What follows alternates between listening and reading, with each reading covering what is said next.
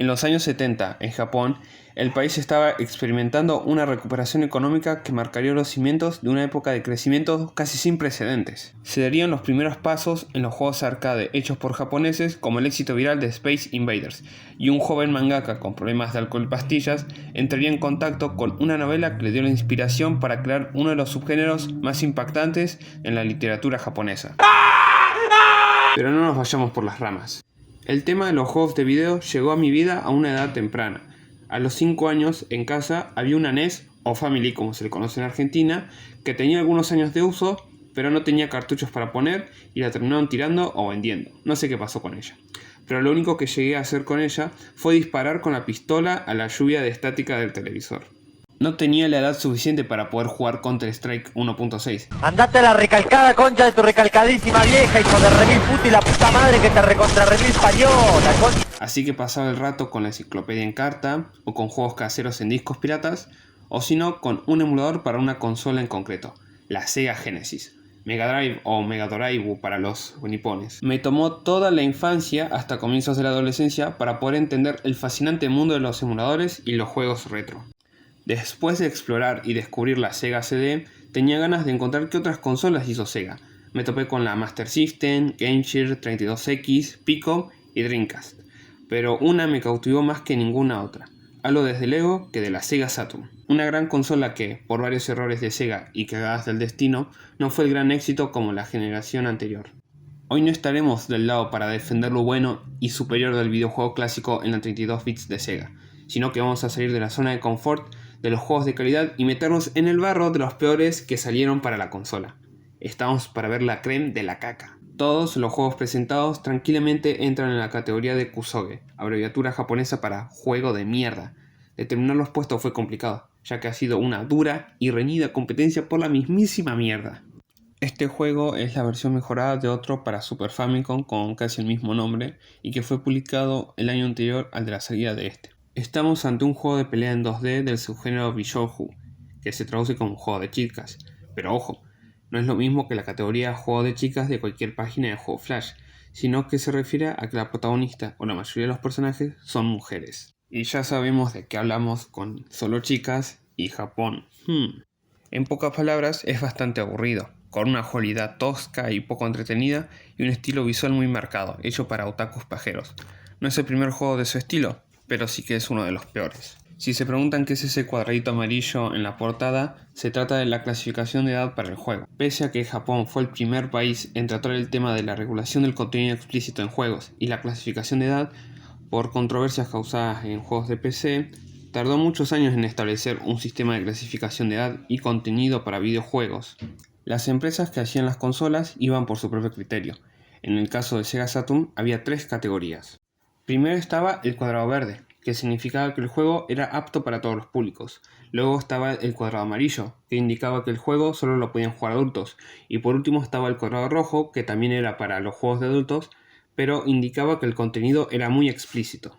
Este sistema de clasificación de edad era demasiado simple y su gran fallo estaba en que los juegos para todos los públicos, para preadolescentes y adolescentes, estaban mezclados en una única categoría. No es lo mismo mezclar el Puyo Puyo que lo pueden jugar grandes y chicos con un RPG como Slasher Royale que es demasiado complejo para un nene chiquito, o el juego de Hokuto no Ken y su muestra de violencia. O este juego de rompecabezas de una modelo japonesa que anda a saber cómo mierda hicieron para que salga con la clasificación de edad más baja. Bueno, así son en Japón, no pueden evitarlo. Bleh. Pero de nuevo, no nos vayamos por las ramas. Como muchos juegos de la época, salvando los de rol, la historia se resume en muy pocas palabras. En Japón está surgiendo una especie de secta que se dedica a lavar el cerebro a los hombres con un collar de energía oscura que los vuelve violentos. Y la mente detrás de esto es María, una pseudomonja que quiere dominar Japón o el mundo, no se aclara. El resto de los personajes se encuentran con estos hombres agresivos y los cagan a palos para que dejen de molestar a la sociedad nipona.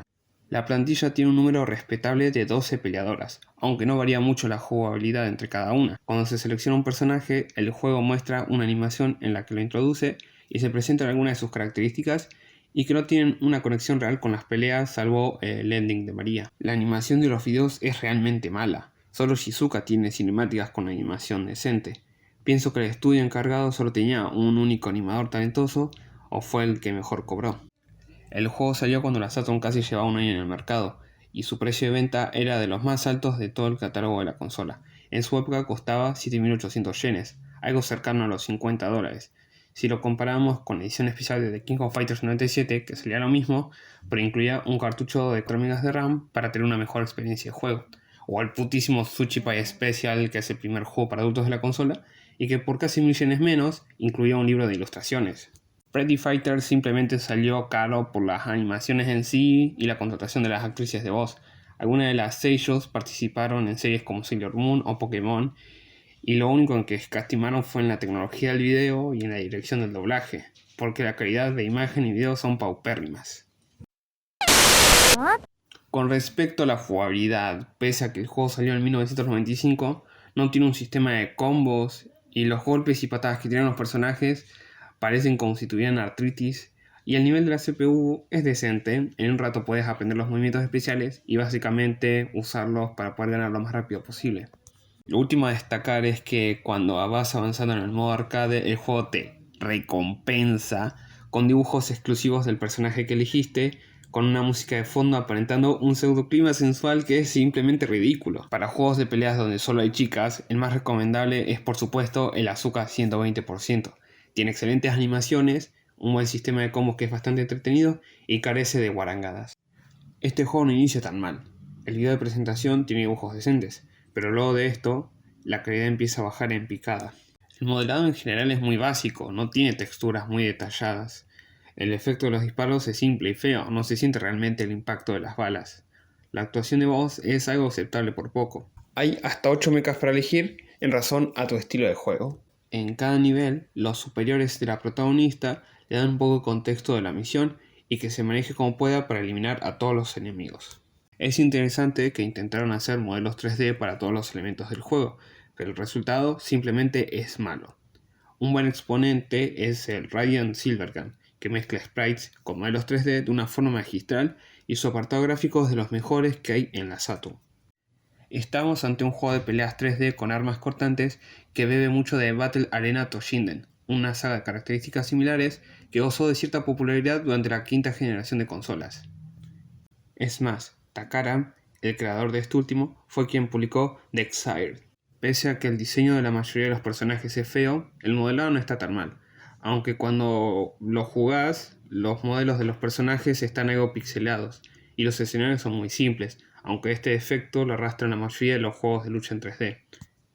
En la parte jugable, algunos personajes tienen unas animaciones como si estuvieran medio trabados, como en el juego anterior, como si tuvieran artritis. Si ya de por sí los juegos de pelea tienen poco argumento, en The Exile, cuando terminas el modo arcade, en los créditos simplemente te muestran algunas imágenes al azar del personaje sin ningún tipo de contexto o explicación, y realmente no hay mucho más que decir. Tiene un modo práctica con la lista de movimientos, aunque en parte es una pérdida de tiempo. Se sigue recomendando el Asuka 120%. Este RPG es algo particular, no porque sea un gran exponente en su género, sino que tiene algunas cosas que van un poco en contra de lo que se suele hacer en este tipo de juegos. Ni bien comienza, el juego te pide que introduzcas un nombre. Por lo general, uno piensa que esto es para poner un nombre al protagonista. Sin embargo, una vez que lo pones dentro del juego, te tratan con el nombre que hay por defecto. El héroe de esta historia es León Aventura, un joven que vive en la Europa medieval, concretamente en Barcelona.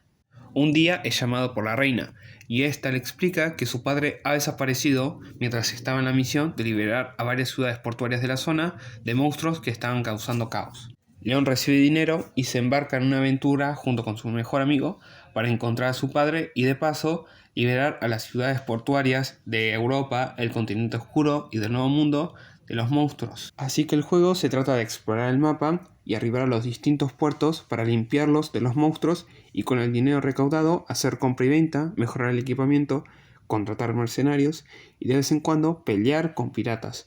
Una misión secundaria es vencer al rey de los piratas, Barbarrossa, inspirado en Barbarroja y sus 2 secuaces. El apartado gráfico es muy feo, hasta muchos juegos de rol de la generación anterior son más vistosos. En cada combate, los protagonistas se enfrentan a un monstruo por vez. Cada ciudad tiene 6 monstruos, 5 normales y un jefe. Aunque esto hace que el juego se vuelva un poco monótono. Además, hay un detalle muy curioso que va en contra de todo RPG.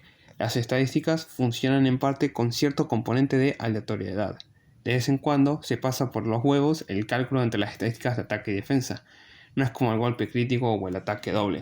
En cada turno el daño que causa el jugador y el enemigo va variando. A veces pega más y en otras menos. Y como los demás juegos de la lista son bastante cortos, completarlo te puede llevar unas 6 u 8 horas. Realmente el precio por el que pagaban en esa época para adquirir estos juegos no correspondía mucho con la duración. Y también tiene un remake para PlayStation 1 que de todas formas sigue siendo un juego bastante malo. Este es un shooter sobre rieles con un pésimo control que dificulta la tarea de limpiar las pantallas de los enemigos, aunque algunos bichos o personas que aparecen te sacan vidas si les disparas. No hay forma coherente de saber a qué cosas se deben tirotear salvo por el ensayo y el error.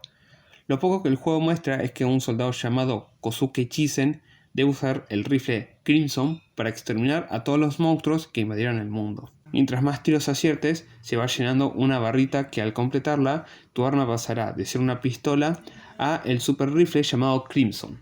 Este juego tuvo 2 secuelas para Dreamcast y una de estas, de Crimson Ox, fue porteado para PlayStation 2 y lo rebautizaron como Guncom 2. Dead Crimson fue el segundo juego que Ecole desarrolló, el primero salió un año antes, para Paon, un puzzle bastante malo que lo puedo traer para una segunda parte. Los gráficos son de los peores polígonos de toda la consola, además de que los efectos de sonido y la música son malísimos, ni hablar de la voz del protagonista.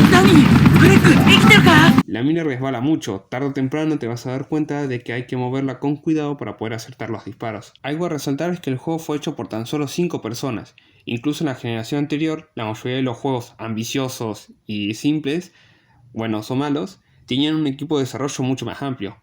Hoy en día se habla bastante del crunch en la creación de juegos AAA, la sobrecarga de trabajo que sufre parte de los empleados de la empresa.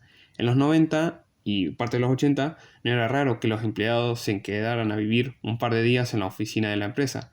Sonic, por dar un ejemplo conocido, su principal programador trabajó varios días durante más de 8 horas para poder cumplir con el plazo. Y sí, en los créditos pusieron Stuff en vez de Staff. No pienso pronunciar el nombre de esta cosa. Este juego es una mezcla entre acción y rompecabezas con una historia nula. Te tira una cinemática que muestra un chancho con patas que se mete a un nido a robar unos huevazos para comer, y aparece una ave gigante, supongamos que es su mamá, para defender a sus crías, y el chancho se cae, fundido negro, y nuestro protagonista regresa a su aldea, pero no encuentra a nadie. El lugar está deshabitado y solo aparece un chanchito, pero reaparece la ave gigante y lo secuestra. Normalmente uno pensaría que la misión será rescatar al chanchito, pero el gameplay dice otra cosa. Hay 5 niveles para elegir y un sexto que se desbloquea luego de terminar los otros. La primera parte de cada nivel es la sección de acción, donde el juego se convierte en una versión chotísima de Castlevania, donde el chancho se saca el rabo y se pone a pegar latigazos. En vez de recolectar corazoncitos para activar los poderes especiales, hay que liberar chanchos para aumentar un marcador y también evitar que los enemigos nos golpeen para no perder la cuenta de chanchos. Al llegar al final de la pantalla, empieza la sección de puzzle. Hay que resolver un par de juegos de ingenio por cada escenario y al completar cada puzzle te recompensan con más chanchos para tu marcador. Al terminar cada escenario se muestra un video del protagonista sin mucho sentido. Dependiendo de cuántos minijuegos resuelvas, tendrás un determinado final, aunque simplemente es un video aleatorio sin mucho sentido. Uno de esos finales es una felicitación por lograr una puntuación perfecta, y otro es un video donde el chancho se pone a escalar un árbol y al llegar a la cima aparece la ave gigante y los dos se besan. Los gráficos son muy simples y no aprovechan para nada el potencial de la Saturn, y es muy raro que el publicador del juego fue Virgin Interactive, sí, el mismo estudio que publicó juegos como Cool Spot o las adaptaciones de Terminator y Aladdin para Sega Genesis, que son muy conocidas. En esa época, en vez de pagar casi 6.000 yenes por esa cosa, te podías comprar una revistita de crucigramas, sudoku y sopa de letras, y para pegar latigazos en una consola de Sega está el Castlevania Symphony of the Night. Y en el culmen de este gran top 7 de mierda, tenemos de la mano de Sega al gran, único e inigualable Virtua Fighter CG Portrait Series. Esta es una saga bastante larga donde simplemente tenés una cancioncita junto a varias imágenes de un personaje en específico de los juegos de pelea Virtua Fighter. simplemente están en situaciones cotidianas del día a día, y también incluye un modo karaoke para poder cantar en las divertidas noches de pasión musical con amigos y pareja. Salieron en total 11 volúmenes y su precio de venta era bastante bajo, un punto a favor en comparación a la gran diferencia de precios con los demás juegos del top. Eso sería todo. Me quedaron varios juegos sin mencionar, por lo que si el video tiene éxito me pondré manos a la obra para hacer una estupenda secuela.